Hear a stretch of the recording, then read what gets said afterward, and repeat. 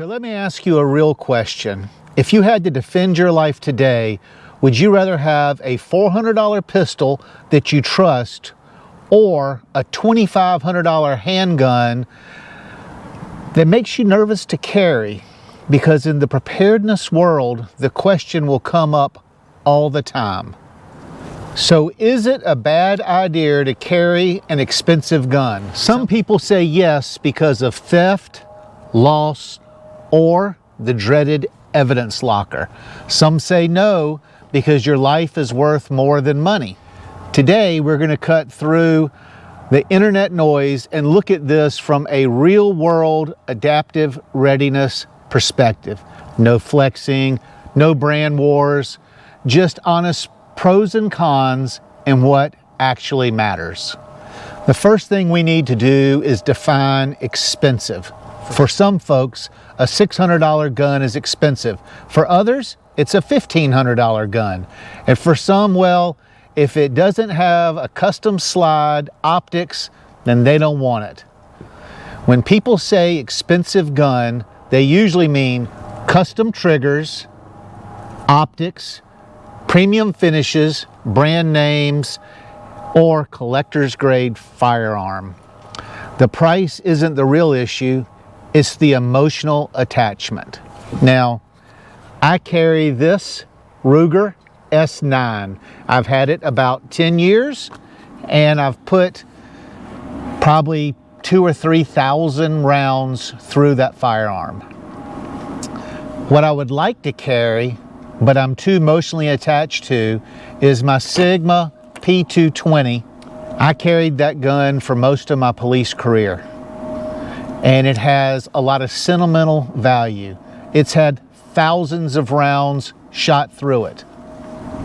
It's not pretty, but to me, I'm emotionally attached.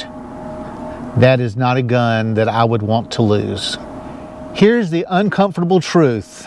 If you hesitate to use your gun because of what it cost, or in my situation, because of the sentimental value, it's a liability. So here's the uncomfortable truth. If you hesitate to use your gun because of what it cost, or in my case, because of its sentimental value, then it's a liability. In a defensive situation, you don't get to think, you don't get a second chance, and you definitely don't get to protect your investment. If you're worried about scratching it, losing it, having it confiscated, or what if I don't ever get it back, then that gun is working against you. Preparedness is about decisive action, not second guessing. A firearm is not jewelry. It's not a safe queen. It's a life-saving tool. And tools are meant to be used. Let's talk about the elephant in the room. Yes, if you use your firearm in a self-defense situation, there's a real chance it will be seized for evidence, stored for months or even years, possibly returned damaged or not returned at all. That's not fear-mongering, that's reality. Now ask yourself honestly, would losing the gun financially or emotionally hurt? That's why I carry a $400 Ruger. If the answer is yes, you probably shouldn't be carrying it. Why do people carry expensive guns? Now let's be fair. There are solid reasons why people carry high-end firearms. Better aerodynamics, better trigger, better sights, better reliability for them, and sometimes better accuracy under stress. If you train with it regularly, if you trust it completely, if you're not emotionally attached to it, then there's no reason why it's a bad idea. A calm, confident carry with a $2,000 gun is better than a nervous carry with a $300 one. Here is where adaptive readiness really lives.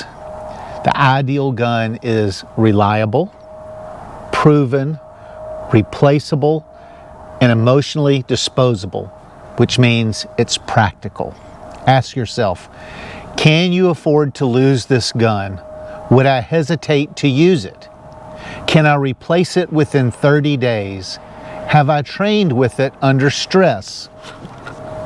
thousands of rounds through this. Your carry gun should feel like this.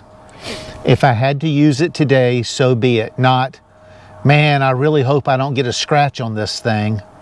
If that's what you're thinking, that's not the gun for you. Preppers, this part is for you. For those of us who think long-term, economic instability, legal uncertainty, supply shortages, then here's something to consider. If your carry gun disappears into an evidence locker during a crisis period, can you replace it? Do you have a backup? Are magazines, ammos, and holsters interchangeable? Preparedness favors standardization, not exclusivity. One gun is none. Two guns is one. I would rather have 2 Ruger S9s than 1 Kimber 1911. So is it bad to carry an expensive gun? It depends. Can you afford to lose it? Have you trained with it? If you won't hesitate with it, if it's a tool and not a trophy, then carry it. But if the cost makes you cautious, if you would hesitate to use it, if losing it would cripple you either financially or emotionally, then that's the wrong choice for you. Preparedness isn't a price tag. It's all about readiness. I'd love to hear your thoughts. Do you carry expensive or deliberately simple like me? Drop it in the comments. I'd love to know what your carry gun is. If this video has helped you think differently about readiness, please hit the like button, subscribe to this channel, and share it with like-minded people. Stay alert, stay adaptive, and I'll see you on the next one. Thank you for watching.